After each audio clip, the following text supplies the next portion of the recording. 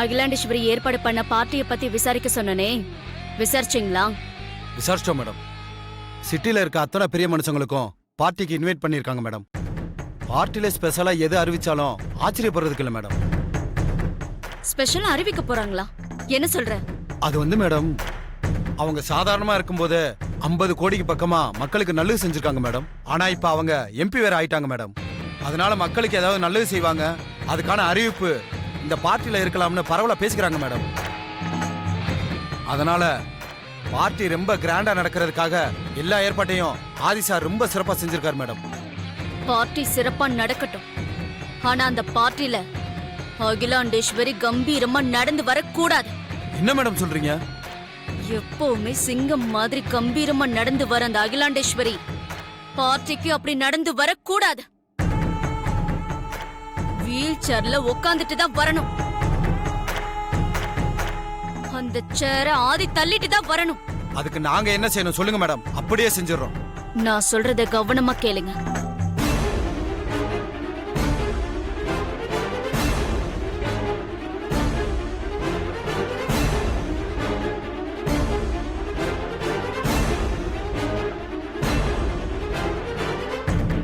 நான் சொன்னது புரிஞ்சுதா? நல்லா புரிஞ்சது மேடம். நீங்க சொன்ன மாதிரி பக்காவா செஞ்சு முடிச்சிடறோம் மேடம். அகிலாண்டேஸ்வரி ரொம்ப ஷார்ப். நீங்க ரொம்ப கவனமா செஞ்சு முடிக்கணும். நீங்க சொன்னதை சக்சஸ் பண்ணிட்டு உங்களுக்கு ஃபோன் பண்றேன் மேடம். வரேன் மேடம், வாடா போலாம்.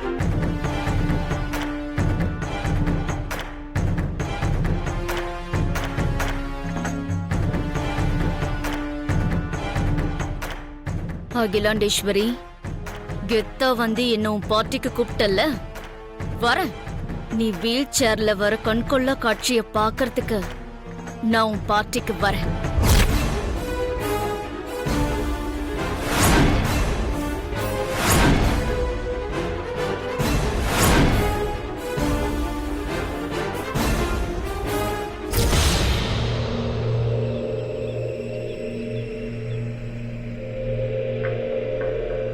மச்சான், சொதப்பிடாம பக்காவா பண்ணிருவேல? நீ ஒன்னும் பயப்படாத மாமு. பக்காவா ஹோம்ஒர்க்லாம் பண்ணிட்டு தான் வந்திருக்கேன். அகிலாண்டேஸ்வரி மேடத்துக்கு என் மேல கொஞ்சம் கூட டவுட்டே வராது. அப்ப சரி, நீ ரெடி ஆயிக்க.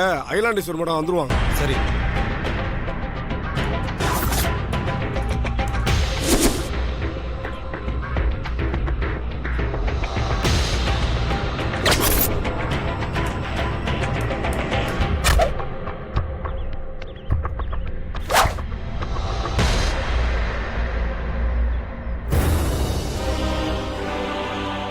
சூப்பர் மச்சான், இந்த கெட்டப் உனக்கு பக்காவா மேட்ச் ஆகுது.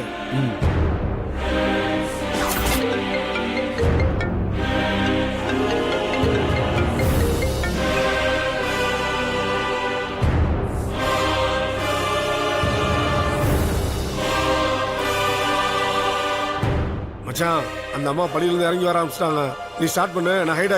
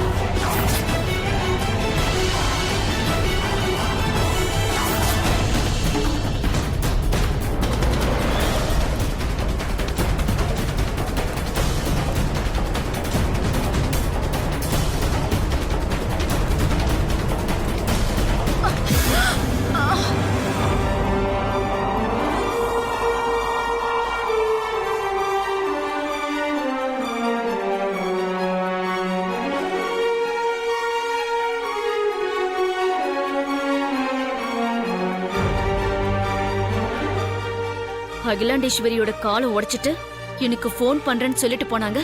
இவ்ளோ நேரம் ஆச்சு, இன்னும் அவனுங்க கிட்ட இருந்து ஃபோன் வரலையே. அந்த அகிலாண்டேஸ்வரியோட கால் என்னாச்சுன்னு தெரியல.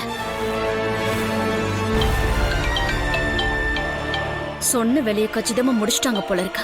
ஃபோன் பண்றாங்க. ஹலோ மேடம், நீங்க போட்டு கொடுத்த பிளான் படி காரியத்தை ரொம்ப சக்சஸா முடிச்சிட்டேன் மேடம். Very good. ஆமா, அந்த அகிலாண்டேஸ்வரிக்கு உங்க மேல எந்த டவுட்டும் வரல? இல்ல மேடம், அவங்களுக்கு என் மேல எந்த சந்தேகமும் வரல.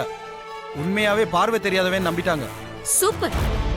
என் ஆட்டம் போட்ட அந்த அகிலாண்டேஸ்வரி இப்ப நடக்க கூட வழி இல்லாம காலை உடைச்சு படுக்க வச்சாச்சு. ஓகே, எங்க என்னுடைய பிளான் சொதப்பலாயிடுமோன்னு பயந்துகிட்டே இருந்தேன். நல்ல வேலை, சக்சஸ் ஆயிடுச்சு. என்ன பார்ட்டிக்கு இன்வைட் பண்ண அந்த அகிலாண்டேஸ்வரிக்கு நான் போய் பொக்கே கொடுத்து ஆறுதல் சொல்லிட்டு சீக்கிரமா குணமாகி எழுந்து நடக்கணும்னு வாழ்த்திட்டு வரேன். நீ போன வை. Okay madam.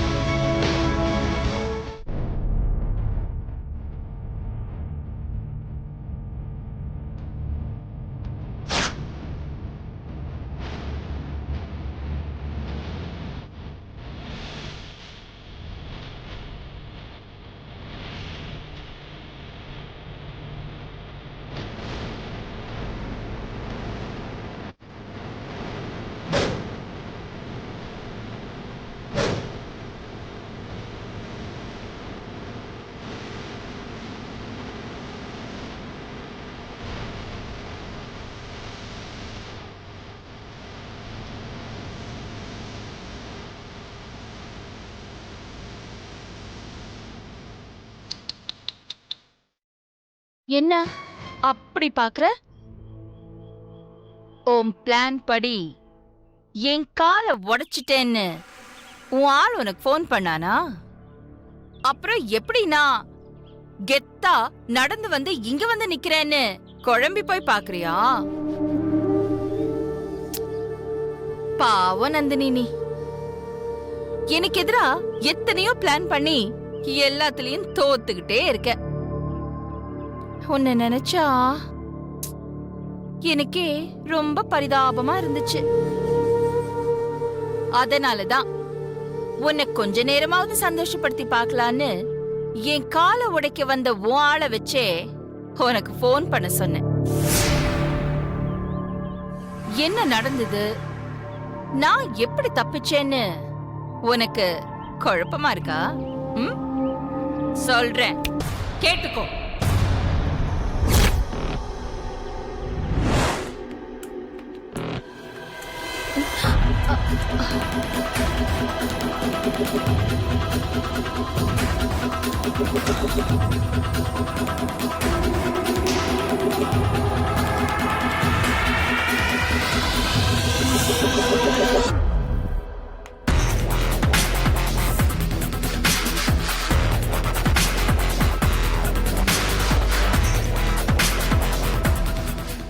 நான் திரும்ப கூப்பிடுறேன்.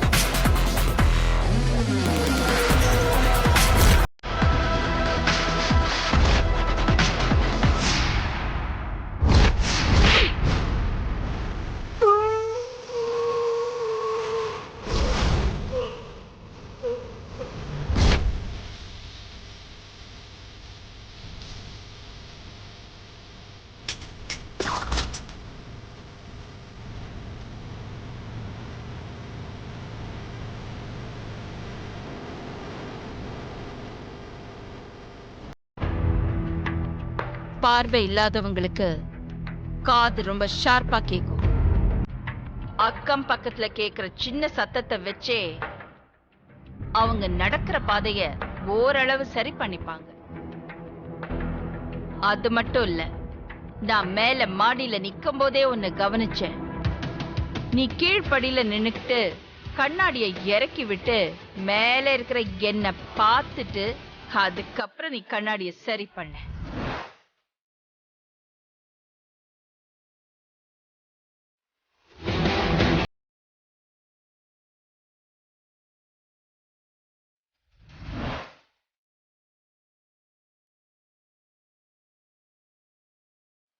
இப்போ நீ ஸ்டிக்க குறுக்க விட்டது என்ன படியில இருந்து கீழே விழ வைக்கிறதுக்கு தானே? கேக்குறல?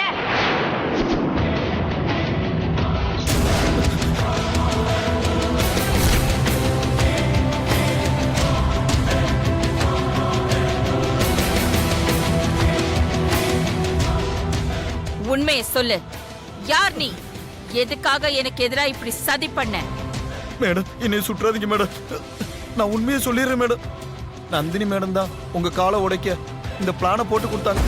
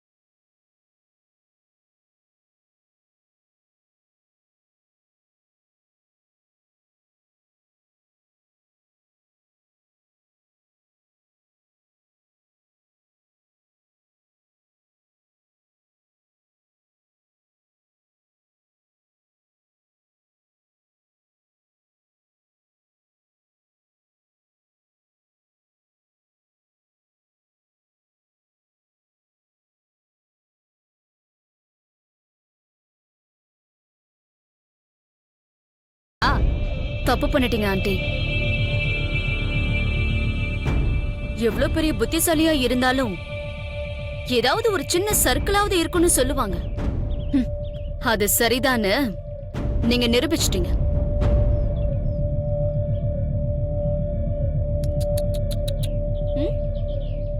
என்ன பாக்குறீங்க? என்கிட்ட உங்க கெத்த காட்டணுங்கிறதுக்காக இப்படி வசமா வந்து மாட்டிக்கிட்டீங்களே.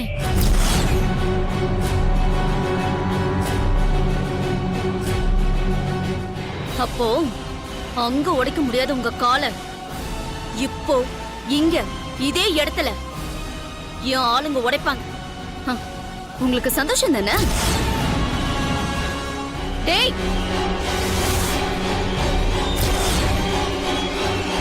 டேய், ஆண்டிக்கு வீல் சேர்ல போகணும்னு ரொம்ப ஆசை போல இருக்கு. பார்த்து பக்குவமா காலை உடைச்சு அனுப்பி வைங்கடா.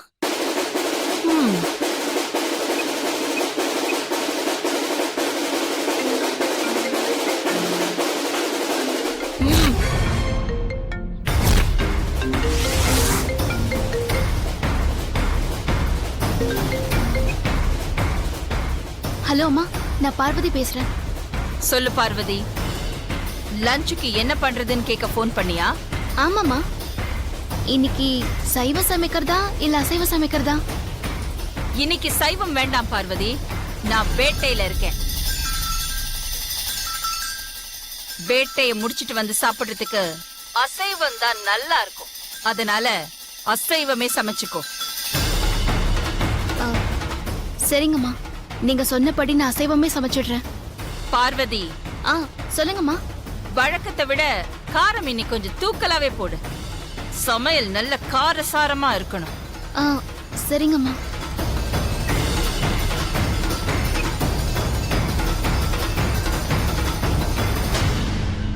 அம்மாவுக்கு என்னாச்சு? ஒரு மாதிரியா பேசுறாங்க. ஒரு நாள் கூட இந்த மாதிரி பேசினதே கிடையாதே. இப்ப வாங்கடா. டேய், என்னடா யோசிக்கிறீங்க?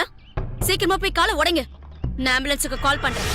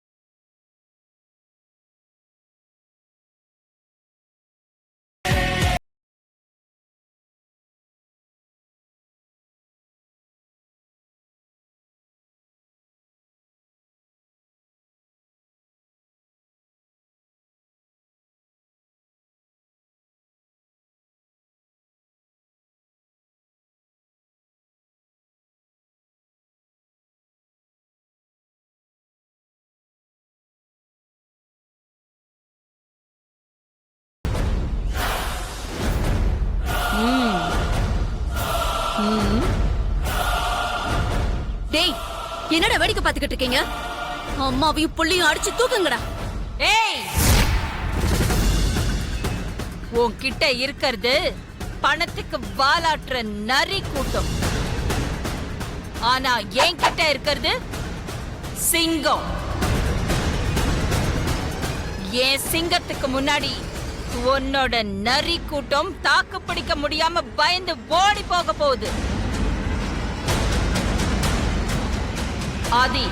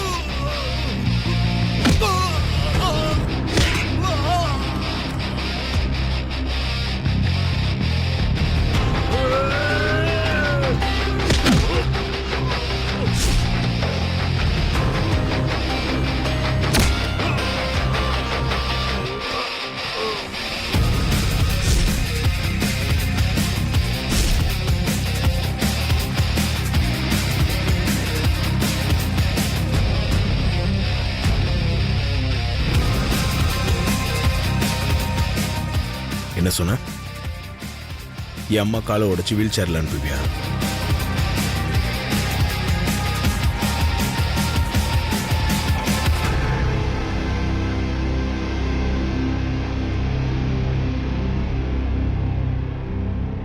அவ காலை நீங்க உடைங்க, ஆம்புலன்ஸுக்கு நான் கால் பண்றேன்.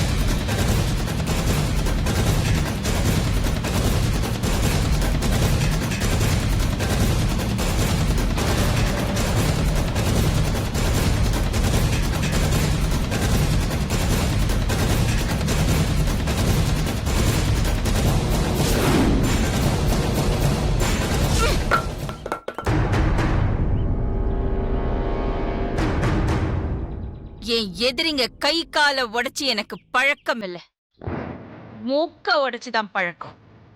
ஒன்ன நான் விட்டு வச்சிருக்கிறதே என் பார்ட்டிக்கு வரணுங்கிறதுக்காகதான். தில் இருந்தா வந்து சேரு.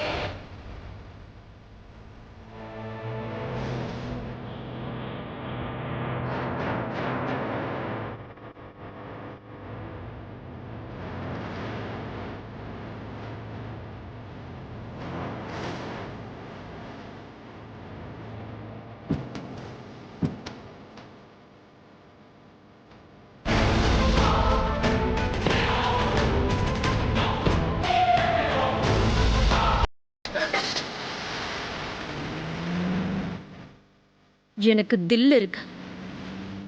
கண்டிப்பா பார்ட்டிக்கு நான் வருவேன். அங்க மூக்குடையிறது உங்களுக்கா இல்ல எனக்கான பார்த்தேன்.